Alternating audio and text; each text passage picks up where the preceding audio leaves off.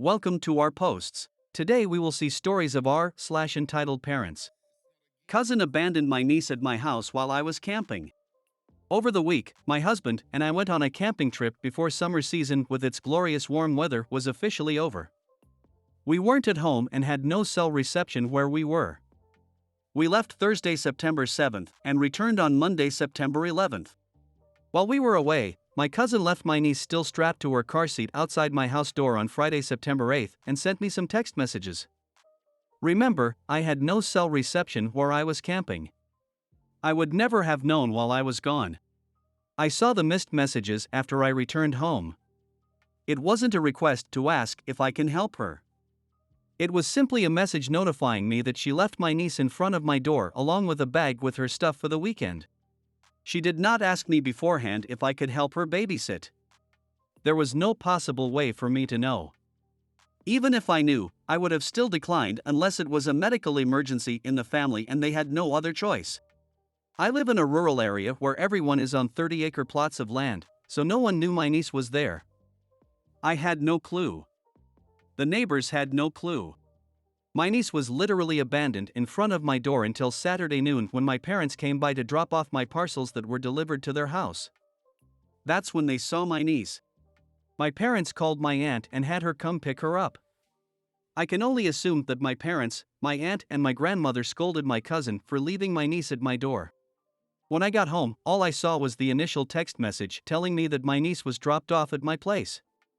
Then a string of very rude text messages and voice messages from my cousin calling me irresponsible for leaving my niece outside and endangering her. Because what if the coyotes in my area attacked the helpless infant? I'm just so frustrated. Next story. My father-in-law had a meltdown because I proved he doesn't know his son. So me, 34 male, and my husband, 30 male, do our damnedest to not spend an abundance of time with my father-in-law. He's a cowardly narcissist who says hot dog unironically. Ever since I came into the picture almost 7 years ago, we have simply not meshed. A great deal of that is due to the fact that I've spent those years instilling confidence and boundary setting in husband. Father-in-law does not like being told no.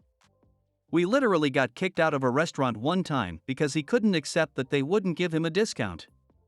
So needless to say, our interactions are nothing more than the exchanging of fake pleasantries. So last week we're over there for our quarterly visit. The way these evenings typically go is that my husband occupies my father-in-law while my mother-in-law tests out her new English vocabulary on me. This time, my husband is doing the bulk of the talking to both of them because he's excited about the new organization he's working with. Father-in-law keeps trying to change the subject because it's been 2 seconds since the subject of the conversation was about him. My husband and my mother-in-law both snap. I'm not entirely sure what they said as my Spanish is still terrible, but it amounted to them telling father-in-law to shut the F up and listen. Father-in-law gets obstinate and essentially tells my husband that no matter what the organization is, it'll never compare to the work he did in his youth. Father-in-law literally just hiked through Central America with a white savior complex until things got violent and he came back home. My husband understandably storms out with my mother-in-law hot on his tail. Awkwardness ensues because I'm chuckling at father-in-law. Father-in-law, he never spoke to me like that until you came along. Me, I know. I'm so proud. Father-in-law, you've changed him. Me, no. This is who he's always been. You just never noticed it before. Father-in-law, I know my son. Me, what's his favorite color? Father-in-law, what? Me, what's his favorite color? It's the same one he had as a kid. Father-in-law has no answer. Me, name 2 of his interests. Father-in-law, they don't make any sense. Me, here's an easy one. What's the name of the organization he's working with? Father-in-law has no answer. This wannabe Bob Ross, granola-eating mofo couldn't answer. My husband said the name of the organization like 5 times that night. Me, you wanna know the sad part? My parents can answer each and every one of those questions. And they've known your son a fraction of the time you have. Cue the screeching in Spanish. Being yelled at in a foreign language by a non-native speaker is a surreal experience. Obviously, my husband comes in and yells back and it blows up even more. But the part that stands out is the fact that father-in-law still refused to admit that he just hadn't taken a genuine interest in my husband in years. Like bruh, you don't even know your kid's favorite color. Hello? Now my husband is contemplating going no contact and I can't blame him. Next story. You're ruining my body. I made it, it's mine. So this happened 2 years ago when I got my first tattoo. I was 21 and still living with my controlling mother.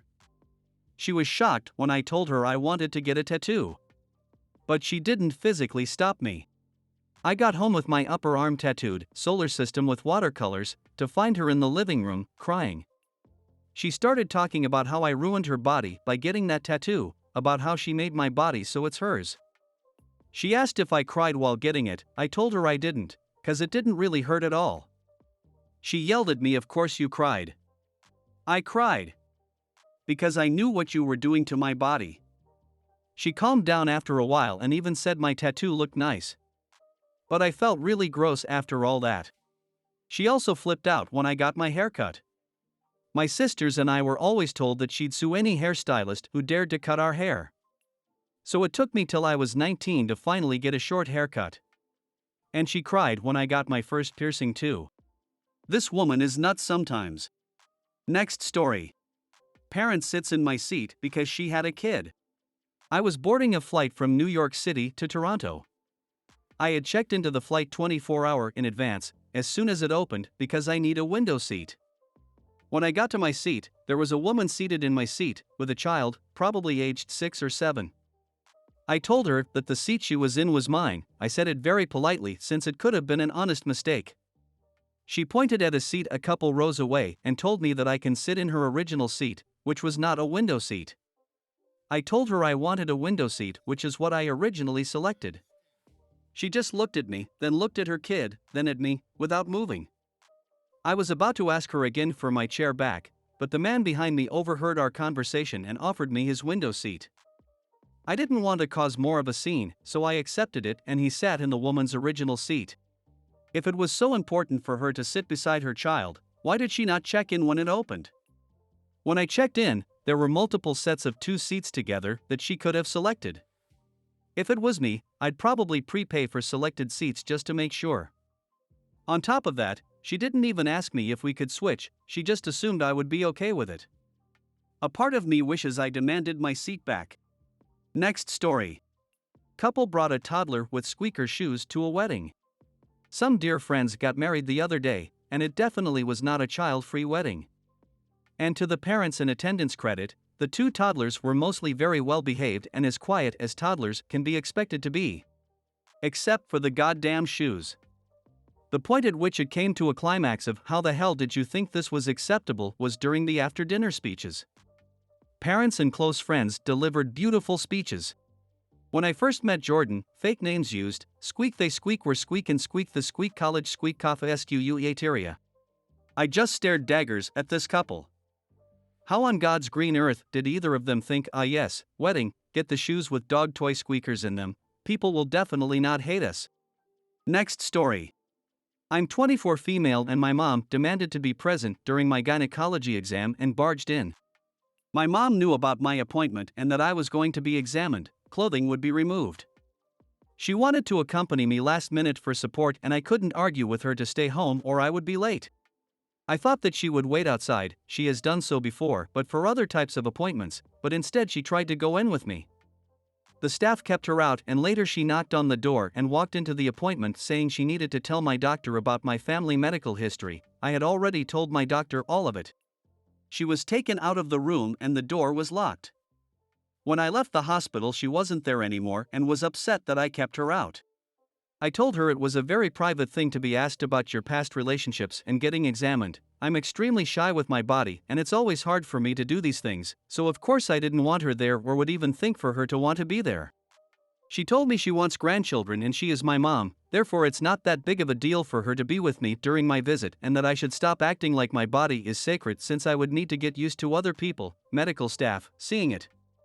She also told me that my dad is always with her whenever she needed to be examined so I should allow her to be there with me.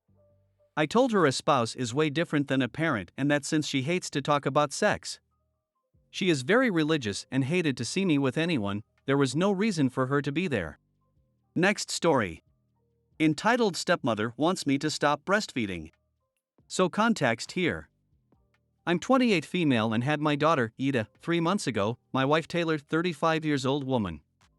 My stepmother Mary, 45, and stepbrother Tom, 11. Tom and I weren't close until I was pregnant. During the pregnancy he became really interested in me and the baby and actually became quite clingy and needy on me. I felt weird, but when I tried to retreat Mary and my dad said I was being cruel and miserable and I had the chance to be a good sister but was being selfish and rejecting him. Along with the pregnancy hormones it made me feel guilty, so I let him still come round a lot. Taylor has a chilled attitude, so has kept calm and just said she wants what I want even though he has become resentful of her. I made it clear she was my wife and any disrespect to her would mean he had to leave. He became focused on my bump and was touching it all the time. Mary thinks he's autistic, but no doctor has ever diagnosed him. I had Edith 3 months ago and she's the best baby ever. She's so perfect and I've loved seeing my wife become a mother. She's a natural at it and it's depend our love for each other. I've decided to breastfeed and then pump so Taylor can use the bottle to feed as well. It's been going pretty smoothly and honestly it's something that allows us to bond with Ida. Often Taylor will lay with me whilst I breastfeed and we will spend time together with Ida sleeping on my chest. Apparently Tom was very angry when he wasn't allowed into the hospital to see me or the baby and he kicked off when we said only my mum and mother-in-law were allowed over until 2 weeks postpartum. When they did come over he kept touching Ida's face even though we had asked not to as we are both in the medical profession so don't want to expose our newborn to germs. When we had to get firm Mary told us we were being horrible to a child and needed to stop. I had to feed so went to the nursery but he had followed and when I started feeding he came in and watched before I realized he was there and he stared asking me questions about breastfeeding. That was fine. But he's been watching me feed whenever he comes over when I don't realize and then whenever he's been near me he's started saying booby and reaching for my boobs and saying he wants to try and it's unfair only Ida gets it.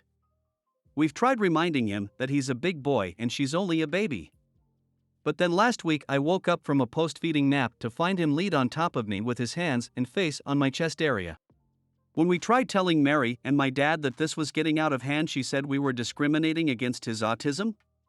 And we just didn't understand that I was his special person he focused on and I should be honored. I told her it had to stop as I was uncomfortable and Mary said if I wanted him to stop I would have to stop breastfeeding as it was cruel to tease him without. This is stupid, right? My boobs did get significantly bigger during my pregnancy and have stayed that way after giving birth so I could see how he would notice them but it still feels wrong.